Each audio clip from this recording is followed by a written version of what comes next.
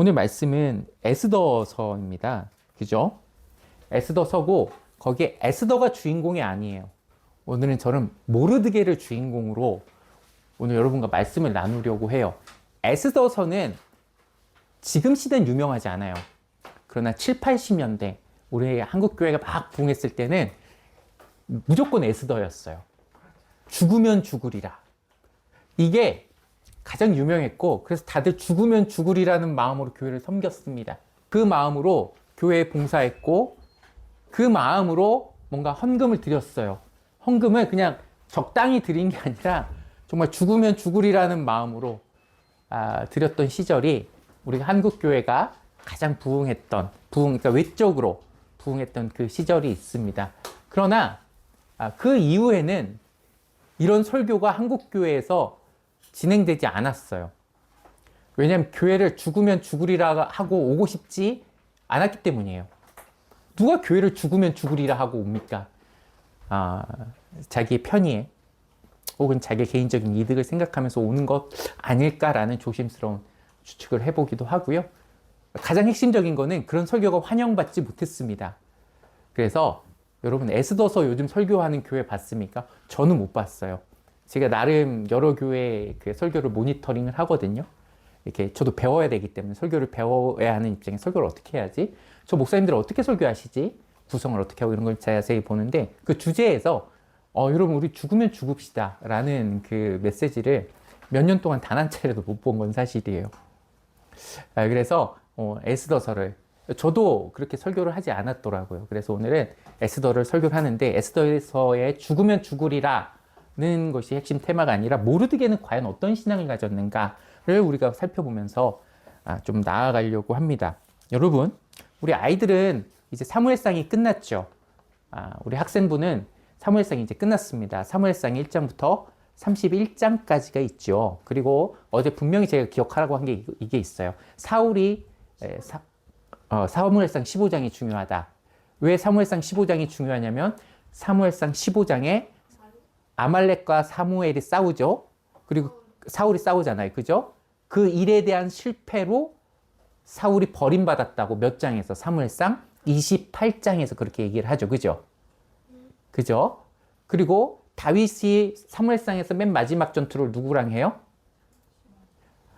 사무엘상 30장에서 누구랑 하죠? 아말렉이랑 해요. 아말렉이랑 해서 승리를 해요. 자, 아말렉이란 나라를 좀 기억해라. 사무엘상에서 그게 중요하다. 이런 얘기를 좀 하고 지나갔습니다. 그러면은 지금 오늘 있는 이 에스더서 그리고 사무엘상은 다윗이 왕으로 세워지잖아요. 그죠? 몇 년 차이가 날까요? 사무엘상에서부터 에스더까지 몇 년이나 흘렀을까요? 하면은 다윗이 지금으로부터 왕으로 세워진 지가 지금으로부터 몇 년 전이냐면 약 3000년 전이에요. 지금으로부터 몇 년 전에 다윗이 왕으로 세워졌다고요? 약 3000년 전. 지금으로부터 3000년 전. 그러니까 BC 10세기, BC 1000년 요 정도에 세워졌고요. 오늘은 BC 480년 정도인데 우리가 퉁쳐서 그때부터 500년이 지난 다음에 요 얘기가 나와요. 그러니까 다윗 때 얘기잖아요. 다윗과 사울 때의 얘기잖아요. 그죠? 그게 500년 후에 이 에스더에서도 조금 나와요. 그렇기 때문에 우리가 좀 기억할 필요가 있다는 거 하나 기억하고 갑시다. 그러면은 다윗이 지금으로부터 3000년 전이라면 지금 우리가 보는 에스더서는 지금으로부터 몇 년 전 이야기냐면 약 2500년 전 정도 이렇게 넓게 잡은 거예요. 아주 세밀하게 잡은 게 아니라 여러분이 외우기 쉽게 다윗은 지금으로부터 3000년 전, 에스더는 지금으로부터 약 2500년 전 하면 정확하지는 않지만 그래도 여러분들이 외우기에 좀 쉬울 것 같아서 그렇게 얘기하고 갑니다. 자, 그러면은 그 에스더서는 우리나라의 역사로 따지자면 지금으로도 2500년 전에 에스더서로 따지자면 우리나라 역사로 따지자면 어떤 시기죠? 혹시 역사 배우신 분 기억나십니까? 역사. BC 500, 지금으로도 2500년 정도면은 우리나라 단군 할아버지께서 터 잡으실 때 정도가 돼요. 물론 구약이 있긴 한데 그보다 더 오래된 역사가 있죠. 5000년 역사가 있다고 하잖아요. 근데 구체적으로 이제 단군 할아버지께서 이제 곰이 이제 막 마늘을 먹고 쑥을 먹고 그럴 때 이제 일이 에스더서의 정도의 일이라고 보시면 돼요. 꽤 옛날입니다. 근데 이 지역이 좀 독특합니다. 우리는 항상 성경은 이스라엘이라는 곳에서 무슨 일이 일어날 것 같지만 지금은 페르시아 땅에서 일어난 일이에요. 에스더는 페르시아 땅에서 일어나는 일이에요. 우리가 개역개정을 보시는 성경을 보시는 분은 페르시아라고 적혀 있지 않고 바사라고 적혀 있을 겁니다. 왜 바사라고 적혀 있냐면은 옛날에는 번역을 할 때 한자로 음역이라는 걸 했어요. 무슨 얘기냐면은 프랑스를 옛날에 어떻게 불렀는지 아십니까? 불란서라고 불렀어요. 그 한자로 프랑스를 비슷하게 발음하는 한자를 쓰다 보니까 불란서, 차음한 거죠. 한자에서 프랑스 원은 발견한 게 아니라 아메리카를 미국으로 한 것처럼. 왜 그렇게 하는 건지 모르겠지만은 그렇게 지금 불란서라고 아무도 안 부릅니다. 그냥 프랑스라고 부르죠. 그죠? 옛날에는 그런데 그렇게 번역을 했어요. 꼭 한문으로 번역을 해야만 하는 의무감이 있어서 원음 그대로를 사용하기보다는 지금은 영어식 발음을 원음으로 다 사용하잖아요. 우리나라 발음 표기상. 근데 옛날에는 다 한자로 표현해서 그 원어가 뭐냐? 그러면은 히브리어 원어가 그냥 파라스였어요. 파라스. 페르시아를 파라스라고 불렀다고 옛날에는. 근데 그거를 한문으로 번역하다 보니까 바사 이렇게 된 거예요. 근데 지금 표준세 번역에서는 전부 다 페르시아라고 부릅니다. 불러요. 자, 그럼 왜 유대 땅이 아니고 페르시아인가? 여러분 아시겠지만 우리가 길게 설명할지 모르겠지만 포로로 잡혀왔어요. 이 땅에. 먼 땅에. 이렇게 잡혀왔다고 생각하기 그것만 아시면 돼요. 많은 유다 백성들이 원래 이스라엘에서 살다가 유다 지역에서 살다가 어디로? 페르시아로 이렇게 끌려온 거예요. 이제 거기서 산 지가 좀 됐어요. 그래서 이때 살았던, 이 페르시아에서 살았던 유대 사람들의 이야기가 오늘 여기 적혀 있습니다. 그죠? 자, 그 왕이 등장합니다. 오늘 조금 배경 지식은 아하수에로라는 왕이 등장하잖아요. 1장 1절에 보면은 아하수에로 왕이라는 왕이 등장해요. 이 왕이 누굴까? 진짜 페르시아 왕이 이 왕이 있을까? 라는 것에 좀 논란이 있지만 보통은 크세르크세스라는 왕으로 보통 봐요. 물론 유대 고대사라는 책을 크세르크세스 맞죠? 크세르크세스 1세 크세스 1세로 봐요. 보통 물론 우리가 이제 좀 공부를 많이 하시는 분은 뭐 이렇게 유대 고대사 이런 거를 공부하신 분이 없겠지만 그 공부하시는 분이 있으면 거기서는 이 아소에로 왕을 크세르크세스의 아들인 아르타크세르크세스라고 보기도 합니다. 여하튼 정확한 건 아니지만 거의 크세르크세스로 봐요.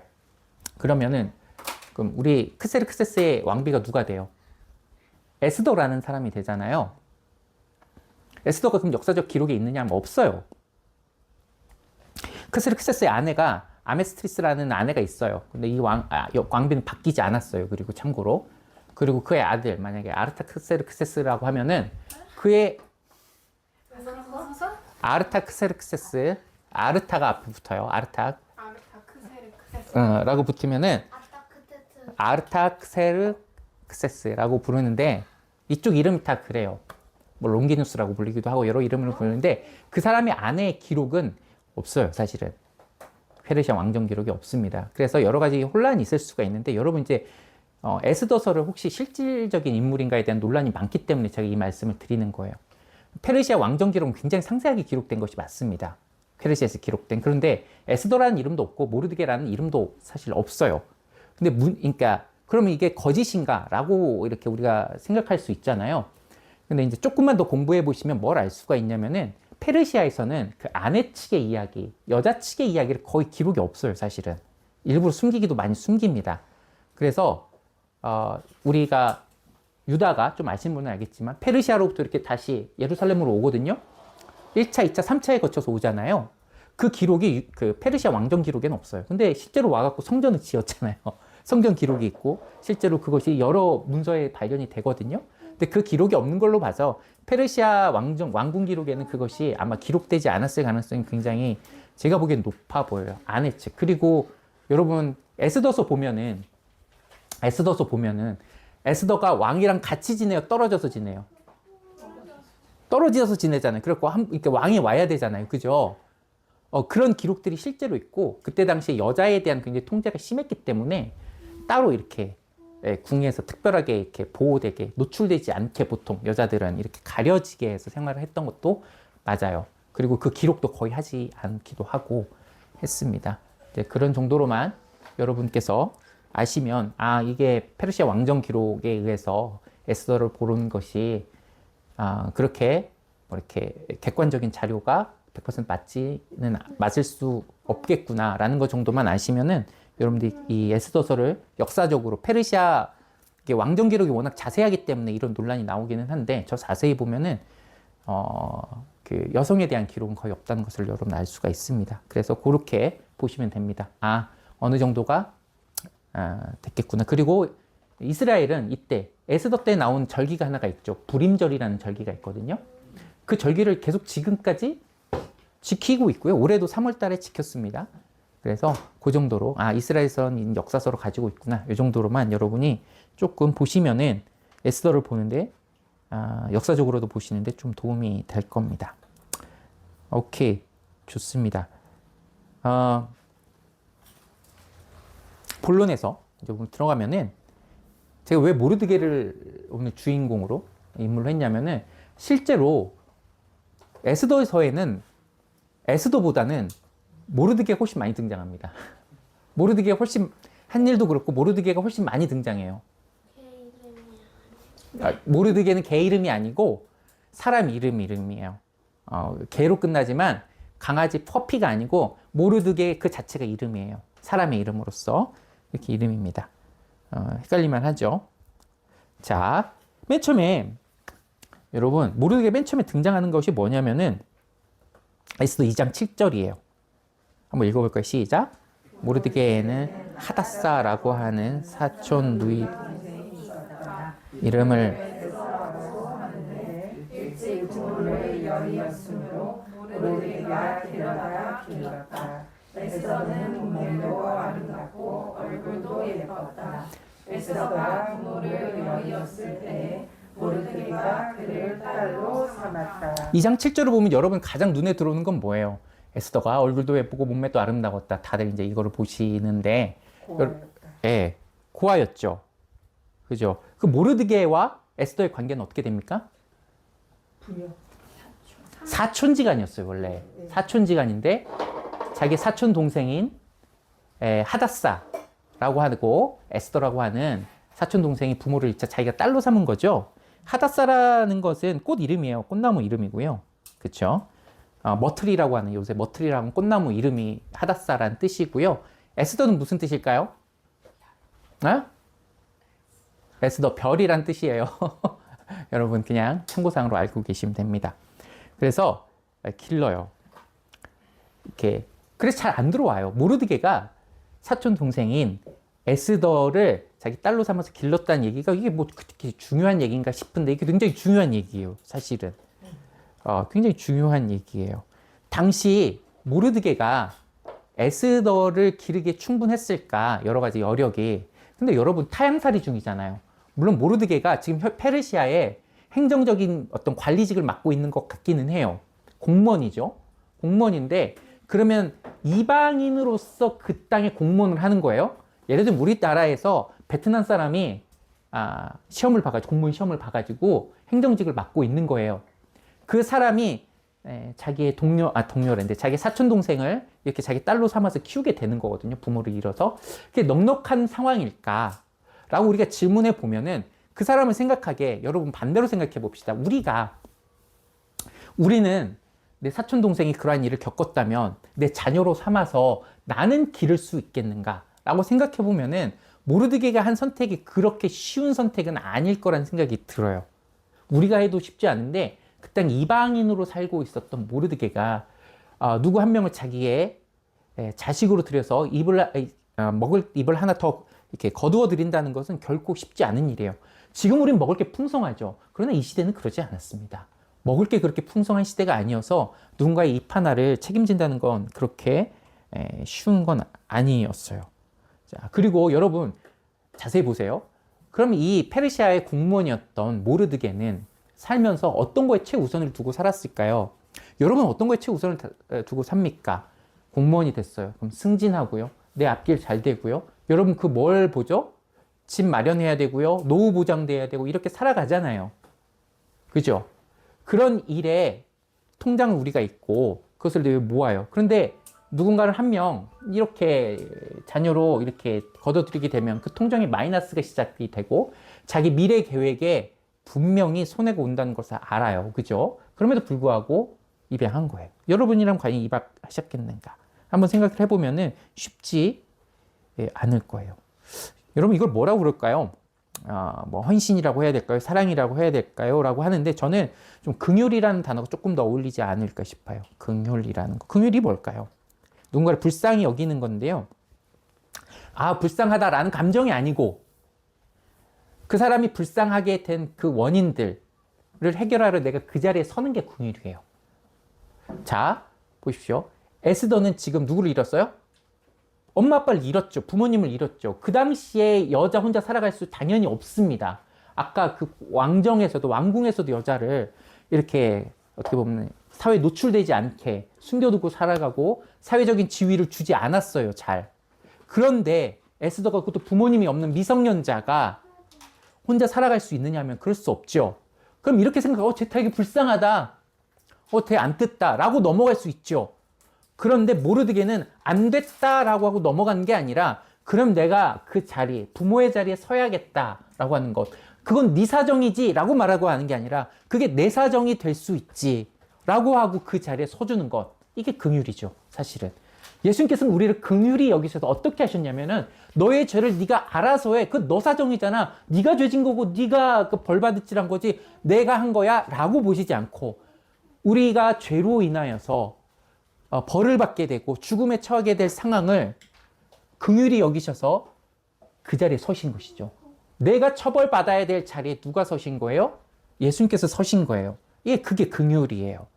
불쌍히 여기는 감정을 넘어서는 거고 그 사람의 손해를, 그 사람의 피해를, 그 사람의 잘못을, 그 사람의 어떤 그 고난의 상황을 내 것으로 만들어주는 것. 그게 긍휼이죠. 모르드게는 이렇게 시작을 해요. 그죠? 그래서 자기 사촌 동생을 딸로 삼았다라는 게 그렇게 간략하게 한 줄로 끝날 일인가 싶기도 해요. 그 일에 더욱더 무게가 실어졌으면 어떨까라는 생각이 늘 드는 게 제 마음이기도 합니다. 네. 모르드게가 사촌 동생인 에스더를 딸로 삼으면서 쉬웠기 때문에 할만했기 때문에 그랬을까요? 저는 그러지는 않았을 거라고 생각이 들어요. 어찌 보면 이렇게 생각했을 수도 있어요. 내가 힘들다 할지라도 저 아이가 부모를 잃어 감당해야 되는 그 고통보다 내가 이 아이를 거두는 것이 훨씬 낫겠다. 내가 어렵다 하더라도 그 어려움이 적겠다라는 마음은 아니었을까 추측은 해봐요. 그쵸? 여러분, 우리가 누구의 고난을 다 대신질 수는 없어요. 그죠? 누구의 고난을 어떻게 대신집니까? 대신질 수 없는 고난들이 있어요. 그 사람이 공부해야 되는 거 내가 대신 공부해 줄 수 없고요. 그 사람이 사회 겪어나가서 승리해야 되는 그 부분들 내가 대신 해줄 수 없습니다. 그러나 대신 해줄 수 있는 고난이 있어요. 같이 해줄 수 있는 고난이 있어요. 그 자리가 있어요. 그 자리에 기꺼이 서게 되는 것. 그것이 그리스도인에게 주신 긍휼이라는 마음이라고 저는 믿어요. 누군가를 배려하는 거죠. 누군가를 그 사람이 어려움을 당하지 않을까 내가 조심해 주는 것기도 하고 여러 가지 이런 면에서 긍휼히 여기고 배려해 주는 것까지 긍휼의 마음이에요. 제가 이번 주 수요일에 우리 이현식 목사님을 통해서 회복교에 있는 한 성도님의 얘기를 들었습니다. 믿으신 지 얼마 안 됐는데 새로운 직장을 구하신다고 합니다. 요양보호사라는 직장을 구하신대요.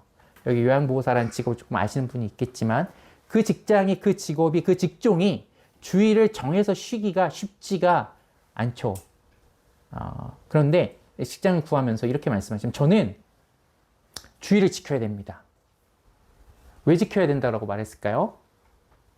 왜 지켜야 된다고 말했을까요? 제 믿음을 위해서요. 제 신앙을 위해서요. 제 신앙은 너무 하나님 앞에 중요합니다. 라고 말하는 건 문명이 있겠지만 이렇게 말씀 저는 작은 교회를 섬겨요. 인원이 얼마 안 되잖아요. 그죠? 근데 제가 안 가면 성도님들의 마음이 어떻게 돼요? 상하고 걱정하고 이렇게 되겠죠. 그걸 배려해서 저는 조그만 교회에 있기 때문에 꼭 거기 가야 됩니다. 라고 말씀하시면서 이제 직장을 구했다라고 이렇게 얘기를 들었어요. 자기가 직장을 다니고 주일을 지키는 이유에서 개인적인 이유, 신앙의 이유가 물론 있겠지만 거기에 누가 들어가 있는 거예요?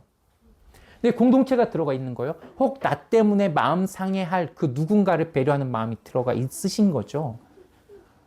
그걸 긍휼까지라고 우리가 확장 지을 수 있을지는 모르겠지만 적어도 자기 직장의 선택에 있어서 내 공동체가 마음 아프지 않기를 바라는 그 마음이 그 가운데 있어요. 아, 내 선택으로 인해서 내가 먹고 사는 그 문제로 인해서 내 공동체가 넌 너 사정이지 라고 보는 게 아니라 그럼 내가 그것까지도 상처받지 않게끔 같이 예배 드리게끔 내가 배려할게 라는 마음들, 그런 마음들이 어떻게 보면 이 연장선상이라고도 볼 수가 있겠죠. 맞아요. 우리는 이 모르드게가 적혀진 한 줄, 사촌 동생을 입양해서 키웠다. 이 한 줄이 얼마나 무겁고 얼마나 시야가 넓은지를 지금 배우고 있는 거예요. 그죠? 맞아. 예수님 자신만 바라보면 괜찮잖아. 근데 우리의 죄 지은 자리를 보신 거잖아요. 전 그런 생각이 문득 들더라고요. 나의 삶에 있어서 내 거라고 생각하는 거기에 내 거라고 여겨지는 그것에 내가 얼마나 다른 사람의 영역이 있는가, 교회의 영역이 있는가를 보는 거예요. 예를 들자면 가장 극심하게 들어볼 수 있는 게 뭐냐면 통장이에요. 통장 잔고 자고 확인하시잖아요. 내 재산이 얼마인지 대충 다 아시잖아요. 투자하시는 것 있으시고 뭐 주식이 투자든 코인에 투자하시든 있으시잖아요. 그 잔액이 오르락 내리락 하면서 보이잖아요. 여러분 그거 왜 모으십니까? 왜 투자하십니까? 보면은 그거 왜 보는 거예요? 올라서 뭐 하려고요? 있잖아요. 노후 준비해야 되고요. 그죠? 내가 필요한 거 사야 되고요. 집도 옮겨야 되고요. 더 나은 형편으로 뭔가 할 것들이 있잖아요. 그죠? 근데 이렇게 질문해 봤어요. 그 통장에 이 잔액에 얼만큼이 교회의 몫인가? 개인을 위해서 우리 대출 받잖아요. 그죠? 대출 잔고가 있을 거 아니에요. 나는 교회를 위해서 대출 잔고를 만들 수 있는가? 이런 질문을 해보게 되는 거죠. 우리는 더 나은 환경을 위해서라면 대출 쉽게 받아요, 안 받아요? 받잖아요. 여러분 누가 요즘 대출 안 받고 전셋집을 들어가고 하니까 다 하잖아요. 왜냐면 월세보다 뭐가 더 싸니까? 이자가 더 싸니까 그렇게 하는 거 아니에요. 그죠? 오르는 것보다 그게 한 거 아니에요. 근데 교회를 위해서도 나는 그렇게 생각을 하고 있는지 질문해 본다는 거예요.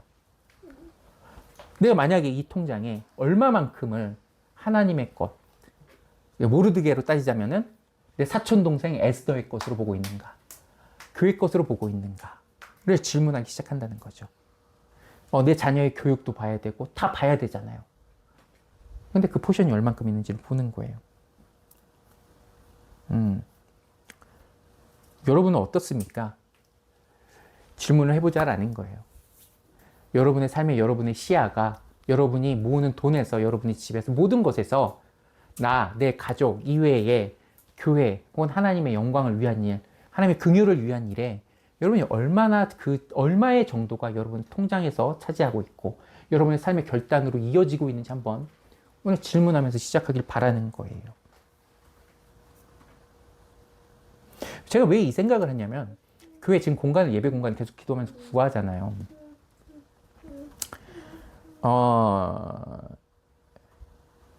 어떤 생각을 했을까요?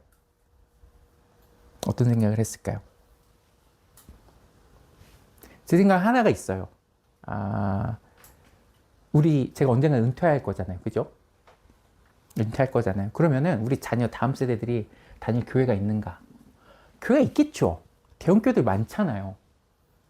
대형교회 가면 되는 거 아니에요? 아니, 목사님들 많잖아요. 그 교회 가면 되잖아요. 여러분 어떻게 생각하세요?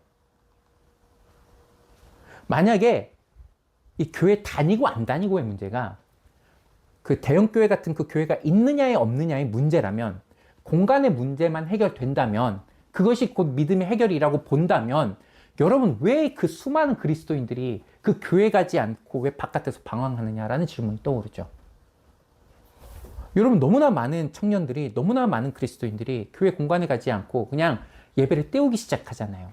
온라인에서 그냥 때우기 시작하잖아요. 거기 가서 헌신하고 거기서 말씀 듣고 거기서 내 믿음을 점검해보고 하지 않는다고요. 그냥 예배 1시간 때우면 될 걸 왜 내가 교회 가야 돼? 이러고 있잖아요. 우리가 오늘 찬양할 때 내 온 마음과 정성을 다 들여서 주님, 나를 통해서 주님 영광을 또 나타나기를 원합니다. 이러지 않잖아요. 그냥 예배는 보면 되는 건데 내 눈에 들어오면 되는 그 무엇으로 생각하고 교회 안 간단 말이에요. 그럼 정말 우리 자녀들이 미래에 다닐 교회가 있느냐 없느냐 했을 때 제가 지금 공간의 문제를 말하는 거겠습니까? 아니에요.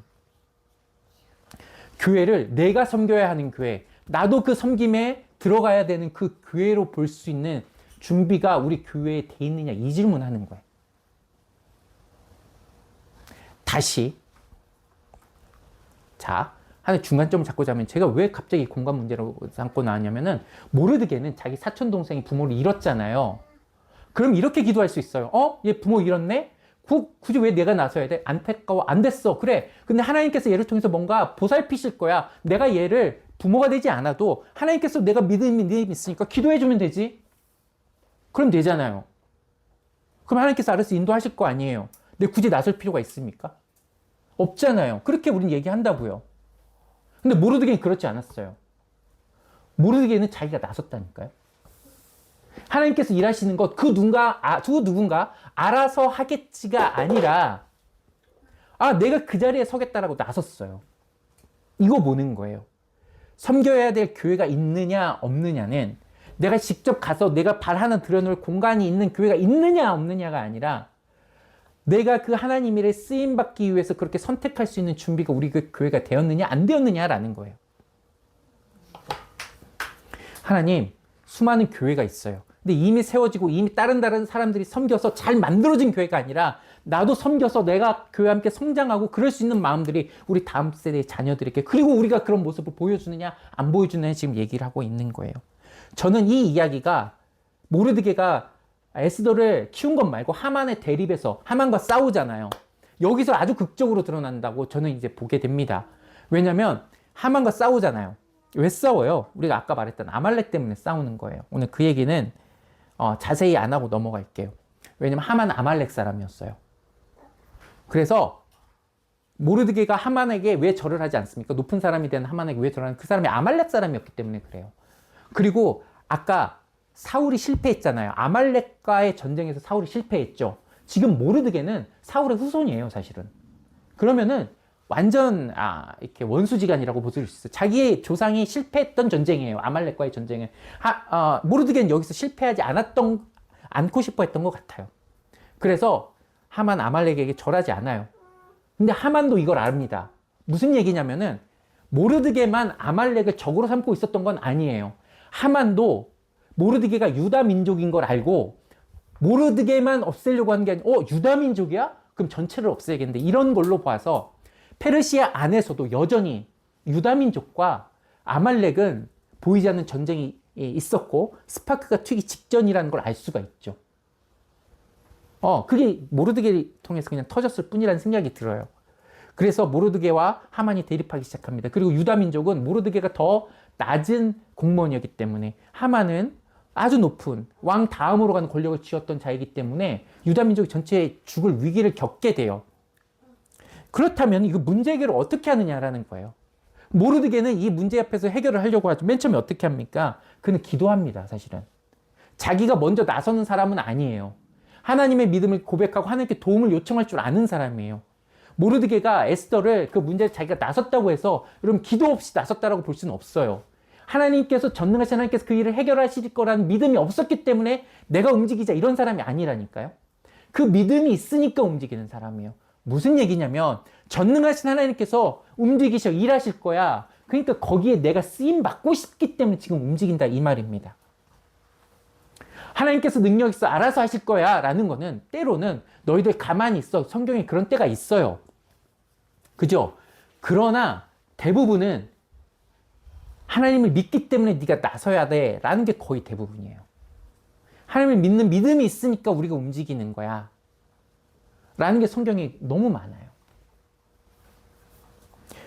그래서 기도하고 금식하면서 누구를 찾아가냐면, 그래서 왕비인 왕후인 에스더를 찾아가는 거예요. 에스더가 이 말을 듣고, 야, 너가 좀 나가서 왕을 설득해봐. 이 일이 불공평해. 설득해봐라고 했을 때 에스더가 맨 처음에 뭐라고 말합니까? 뭐라고 말해요? 부담스러워요, 그래요. 부담스러워요. 저 왕이 부르지 않았는데 제가 먼저 나가잖아요? 근데 왕이 그 기분 나빠서 저 죽일 수 있는 일이에요. 제가 어떻게 나가요? 제 목숨을 걸어야 되는 일인데 그럴 수 없어요 라고 하자 모르드게가 뭐라고 말하냐면은 에스더 4장 13절에서 16절 오늘 말씀이 기록되어 있죠. 다 같이 읽을까요? 시작. 모르드게는 그들을 시켜서 에스더에게 다음과 같이 전하라고 하여 왕후께서는 궁궐에 계시다고 하여 모든 유다 사람이 겪는 재난을 피할 수 생각하십니까? 이런 때 왕후께서 입을 다물고 계시면 유다 사람 다른 곳에서라도 도움을 얻어서 마침내는 구원을 받고 살아날 것이지만 왕후와 왕후의 집안은 멸망할 것입니다.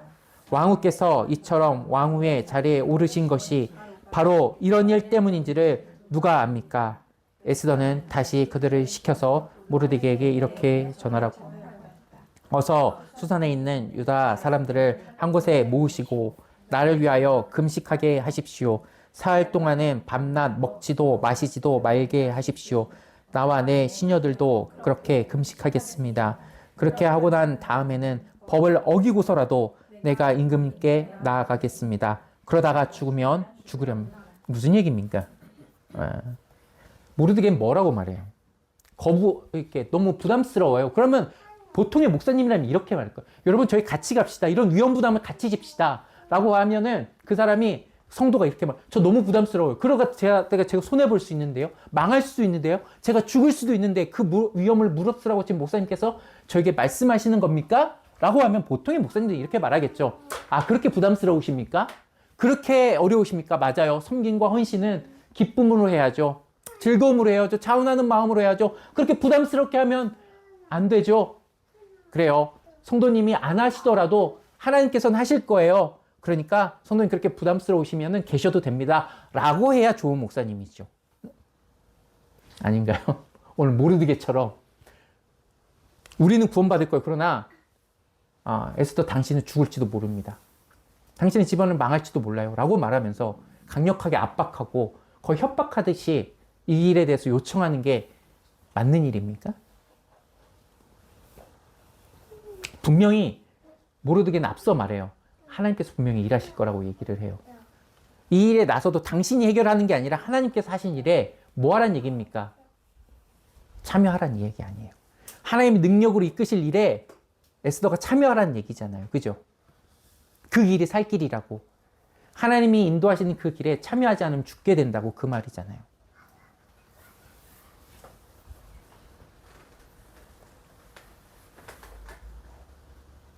여러분,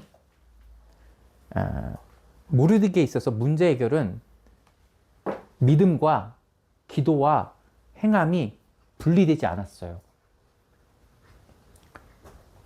어떤 걸 행할 때 믿음을 전제로 했고 기도를 전제로 했고요. 그죠? 믿을 때 반드시 뭐였냐면은 행함으로 나타났어요.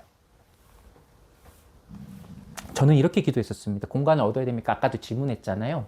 그러면서 아내랑 길을 걸었어요. 길을 걷잖아요. 뭐가 보일까요? 우린 교회만 보여요.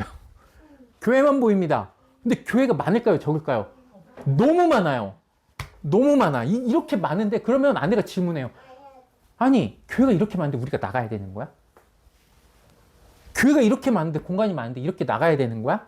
질문 여러분 안 들겠습니까? 여러분 바깥에 나가서 우리가 교회 건물을 구한다고 생각하고 어디에 들어갈까 생각해 보면요. 여러분 마천동이 특히 많은 이유가 마천동이 월세가 싸서 그런 것 같아요. 진짜 마천동이 진짜 많아요. 건물마다 거여동만 가도 그렇진 않아요. 많이 없어졌어요. 그럼 마천동이 진짜 많아요. 다 십자가. 뭐 그렇죠. 근데 우리도 또 십자가 달아야 되느냐 이 말이에요. 여기다가? 아니 우리 아니 따로 건물을 또 받아서 아니 우리도 건물을 받아서 우리 건물을 얻어서 거기 월세를 내면서 거기에 첨탑 십자가의 첨탑을 우리도 세워야 되느냐 이 말이에요. 저는 거기에 대해서 매우 이렇게 노를 했기 때문에 여기서 예배 드리는 것도 있어요. 근데 저는 이 비슷한 질문을 신대원 끝나고도 했습니다. 사실 무슨 얘기냐면 하나님 목사님들이 너무 많아요. 그리고 그 목사님들은 대부분 제가 보기에는 훌륭한 목사님들이 많아요. 이상한 목사님들 말고 이상한 목사님들도 있죠. 그러나 제가 보기에는 저보다 훌륭한 목사님들이 너무 많습니다. 근데 제가 왜 해야 돼요? 라고 질문을 하기 시작했고요. 이건 제 친구된 목사님도 아직도 방황하면서 저에게 질문을 하는 거예요. 도영 목사, 아니 이렇게 목회자가 많은데 내가 왜 목회자를 해야 되는 거야? 라는 질문을 아직도 저에게 하는 친구가 있어요. 그 중에 하나의 응답들은 이거였어요. 하나님께서 약한 자를 사용하신다라는 거예요. 그러니까 저는 왜 목회자를 하기 싫었냐면 제가 목회자답지 않다는 걸 알기 때문에 목회자를 하기 싫었던 거예요. 그 어딜 봐도 목회자답지 않았거든요. 제가 강의를 하라고 그러면 강의는 할 수 있지만 목회자를 내가 어딜 봐서 목회자라는 생각이 늘 있었기 때문에 지금도 그 마음이 있어요. 근데 그렇기 때문에 사용 받을 수 있거나 쓰임 받을 수 있겠다는 게 첫 번째 하나의 응답이었어요. 그러나 그 응답으로 충분하지 않았던 것 같아요. 제 마음엔 그 응답이 하나님의 100% 응답은 되지 않았어요. 제 마음에 이런 생각이 있었던 것 같아요. 여러분 어떻게 생각할지 모르면 한번 들어보세요. 하나님 저를 쓰세요. 쓰시잖아요. 그죠? 제가 열심히 해요. 최선을 다해서 하고 정말 죽을 사명을 다하게 하겠습니다. 그런데 그렇다고 해서 좋은 결과가 나올까요? 좋은 결과가 나올까요? 제가 열심히 한다고 한들, 열심히 헌신한다고 한들, 애쓰던 나라를 구했잖아요. 모르드케는 성공한 것 같아요. 저는 하나님께서 그렇게 쓰실까요? 라는 그 질문이 있었던 것 같아요. 아무리 노력해도 제 노력이 아무 의미 없이 끝나는 거 아니야? 라는 두려움이 있었던 거죠. 맞아요. 저는 이렇게 헌신하고자 하는 것, 나가고자 하는 것, 이렇게 교회가 많은데 왜 나가야 돼? 라는 거에 대해서 저렇게 나간다 한들 우리 교회가 무슨 의미가 있겠고 우리가 노력한다 한들 성도들이 오겠나라는 마음이 있었기 때문에 그런 것 같아요. 하나님께서 이 모든 결과에 대해서 시작하게 하신 분도 하나님이고 그 모든 결과에 세상에 보기에 실패한 것 같다 할지라도 그 결과를 만들어내신 분도 나에게 요구하신 분도 하나님이시라면 난 그것을 믿음으로 받아들일 준비가 돼 있는가. 예를 들자면 에스더에게 당신의 헌신의 결과가 죽음이에요 라고 하면 에스더가 받아들였잖아요. 나는 그럴 준비가 돼 있는가 라는 거에 대해서 예스 되지 않았던 거예요. 예스 되지 않았어요. 그래서 계속 머뭇머뭇거리는 거예요. 내가 하나님을 믿고 따라도 그 인생이 굉장히 실패처럼 여겨지지 않을까라는 내부의 나만의 걱정이죠. 그렇기 때문에 아까 제가 사도 바울이 그랬잖아요. 빌립보서 여러분 1장에 뭐라고 말씀했다고요? 뭐라고 했다고요? 내가 살든지 죽든지, 그러니까 내가 살면 그 삶을 통해서는 하나님께서 영광 받으시길 원해요. 그러니까 오케이, 내가 죽는다면 그 죽는 순간이 무슨 하나님께 영광이 됩니까? 라고 하지 않고 내가 죽는 순간이 온다 할지라도 그것이 하나님이 나를 그렇게 인도하신다 할지라도 내가 바라는 것은 내가 죽느냐 사느냐의 문제가 아니라 그 순간을 통해서 하나님 영광 받으시길 원합니다 라는 것이 사도 바울의 고백이었잖아요. 내가 과연 그러한가? 내가 과연 그러한가? 그러진 않았구나. 나는 살든지 성공하든지 그 둘 중 한가운데선 하나님 영광 받으시길 원했지만 내가 죽음과 내 실패 가운데서 하나님께서 영광 받으실 것이라는 기대와 소망은 없었구나.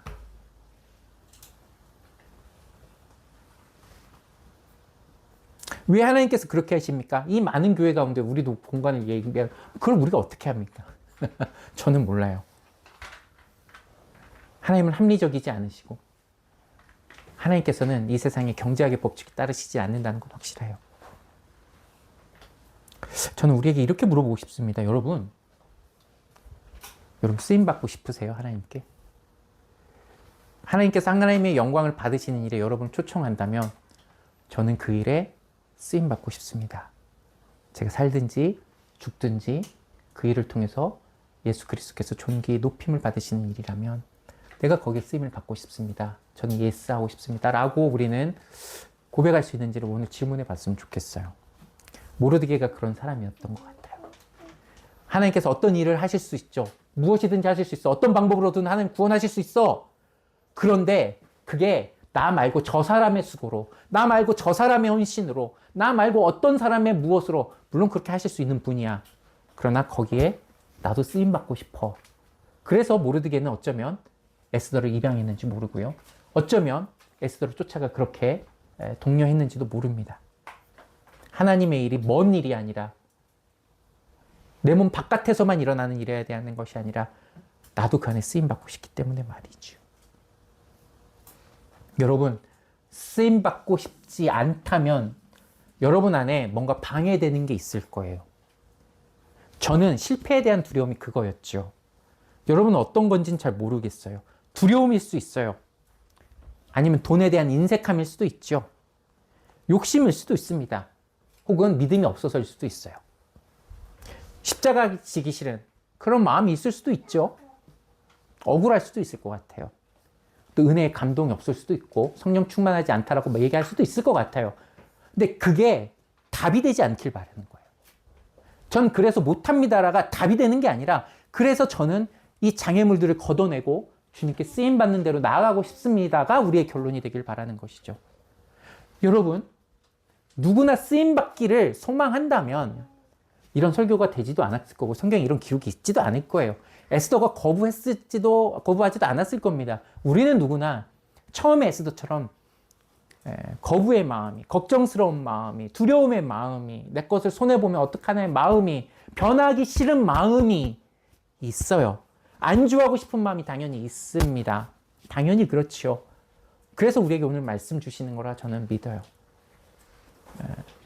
우리의 삶이 내 계획과 내 생각과 내 욕심과 내 평안함과 내가 계산한 그 안에가 아니라 이 세상이 말하는 그 욕심을 따라가는 것이 아니라 하나님께 쓰임받고자 하는 그 소망 가운데 살아가도록 오늘 우리를 초청하신 줄 믿습니다.